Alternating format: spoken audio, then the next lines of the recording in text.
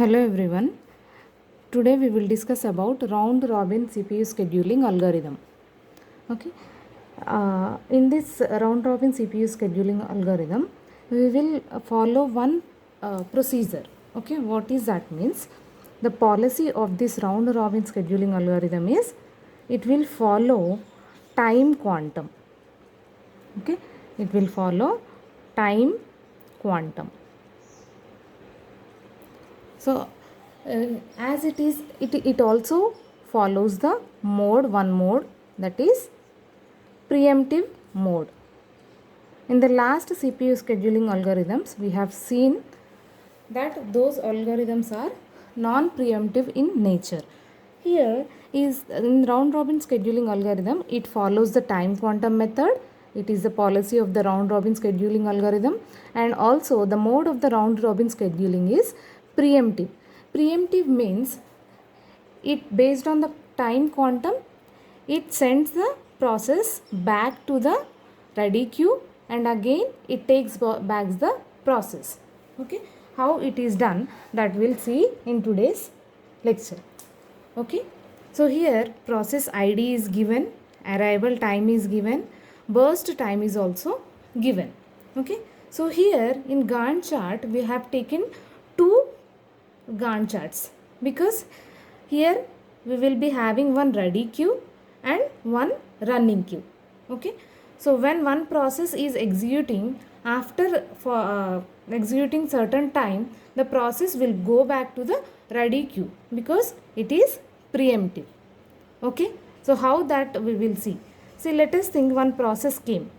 Okay, this process will execute. Let us think that time quantum is of some 2 units of time. Okay, so after P1 process enters into the ready queue, when no process is having in the running queue, then P1 process is sent to the running queue. P1 process sent to the running queue means P1 process has got the CPU to execute. Okay, so now P1 process is executing, but how much time? Only 2 units of time. After executing 2 units of time, then P1 process is sent back to the ready queue and again it checks for the remaining processes. Okay, so every process which enters into the ready queue, that process will get the CPU for only 2 unit of time. Okay, now we will see with an example. We will first go with the P1. We have to check the arrival time first. After checking the arrival time, we have to see the time quantum. Okay, so here P1 process came at 0th time. P1 process came. So first P1 process is there. Okay, so as no CPU is free and process P1 also entered at the 0th unit of time, soon after entering this process P1 will get the CPU. Okay, so process P1 from ready queue to it has sent to the running queue where CPU is there. Okay, now how much time this P1 process will execute? The actual burst time of the P1 process is 5 units of time. But how much time it will execute? Only 2 units of time, because here the policy of round robin scheduling algorithm is time quantum. So only 2 units of time the process will be executing. Okay, though the burst time is of 5 units, it only executes 2 units of time because the policy of round robin scheduling is to follow time quantum. So now in burst time, only 2 units of time it has executed. So what is the remaining time? 3. Now we have to check the arrival time of the remaining processes also. So now we are at second unit of time. We have to check whether other processes have come at the time of 2. Which process have come? 2. P1, P2 and P3 processes have come at the second unit of time. So we have to keep them in the ready queue. Okay, at the first unit of time P2 came, that's why I have written P2 here. At the second unit of time P3 process has come. Okay, now in the ready queue how many processes are there? P1, P2, P3. Okay, P1 is already executed some 2 units of time here. Okay, now the second chance is given to the P2 process. Okay, what is the burst time of P2? 6 units of time. But how much time it will execute? Only 2 units of time, because the time quantum is given as 2. In the question itself you will be given with the time quantum. Okay, so it will execute only 2 units of time, that is from 2 to 4. So how much here it is remaining the burst time? It requires 4 units of time to execute completely. Okay, so after a P2 process, we have to check at the 4th unit of time any other process has come or not. Okay, first we need to check the arrival times of the processes, and then we have to go to the time quantum, and then we have to replace it with the ready queue. We have to preempt the process to the ready queue. Now we have to check at the 4th unit of time which process has come? P4 has come. Means here somewhere at the 3rd unit of time P4 process has come. So P4 process is already in the ready queue. Okay, so now P2 process, after executing 2 units of time, it is sent back to the ready queue. Okay, okay, look at here. See, at the 2nd unit of time 2 processes have come. We have written P2 and P3 here. So P1, P2, P3 are in the ready queue, because P1 is still have to execute. 3 units of time is there. So what we have to do is we have to send P1 here first. Okay, because P1 is preempted to the ready queue again. Okay, because it has to execute more 3 units of time. So first P1 is preempted here. Then we have to take up the P2 here. We have to send P2 process to the running queue. Okay, after executing 2 units of time, we have to check at the 4th unit of time any process has come. Here at the 3rd unit of time P4 process has come. So that is why we have to keep P4 process in the ready queue. Okay, so now what is the next process is there in the ready queue? P3. So now P3 is given with the CPU. How much time P3 will execute? 2 units of time, that is 6. So what is the burst time of P3? 3. So here more 1 unit of time is needed for P3 to execute completely. Okay, so now we have to write this P3. Here P2 also needed 4 units of time. So we have to send P2 back to the ready queue. Okay, we have to send back P2 to the ready queue. Means we are preempting P2 to the ready queue. Then only P3 process has come here. Okay, so after P3 we have to check at the 6th unit of time any other process is there. There is no other process. Only 4 processes are there, and 4 processes are completed now. They are in the ready queue. So now which process will come now? P1 process. P1 process is in the ready queue now. So P1 process will come here.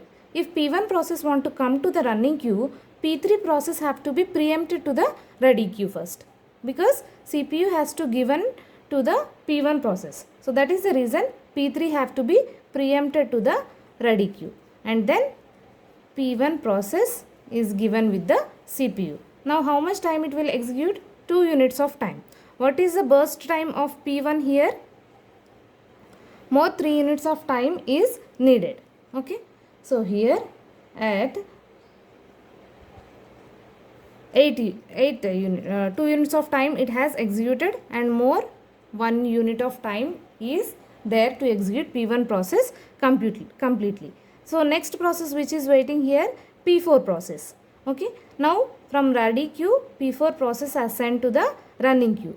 If P4 process has to come here, P1 process has to be preempted to the ready queue. Then only P4 process will come here. What is the burst time of P4? 1. What is the time quantum here?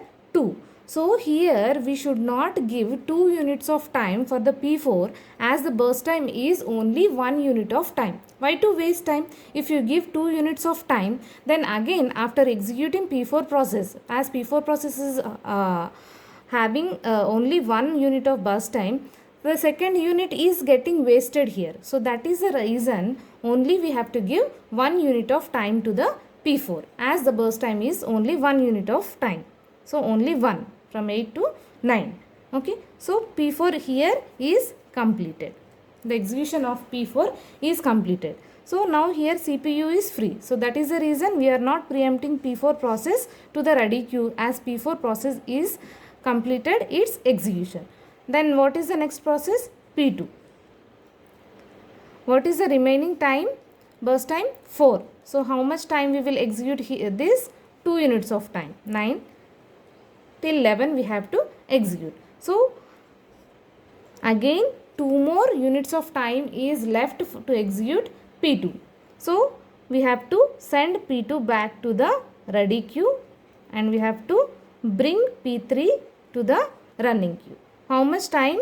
Only 1 unit of time is needed for P3, but time quantum is 2. So in order to avoid wastage of time for the CPU, we only give only 1 unit of time to the P3.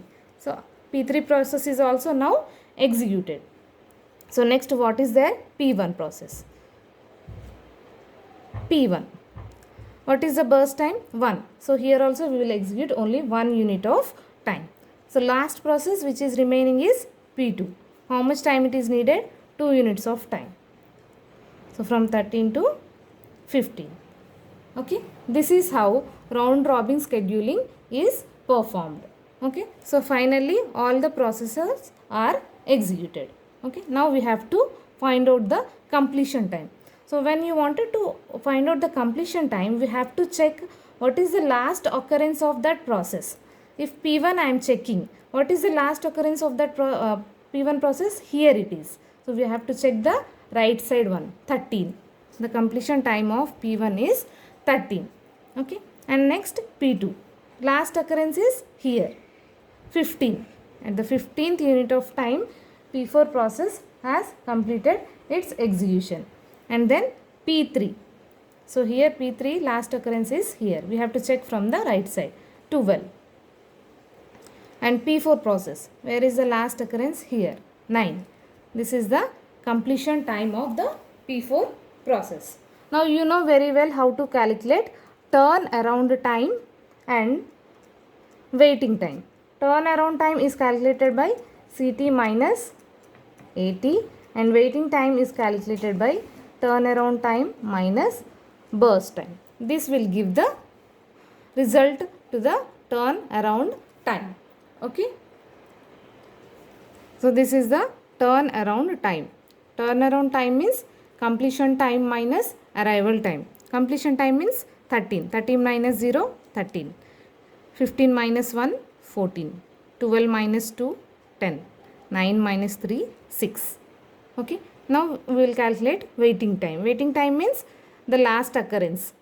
Turnaround time minus burst time. Okay. 13 minus 5, 8. And 14 minus 6, 8. 10 minus 3, 7. 6 minus 1, 5. Okay.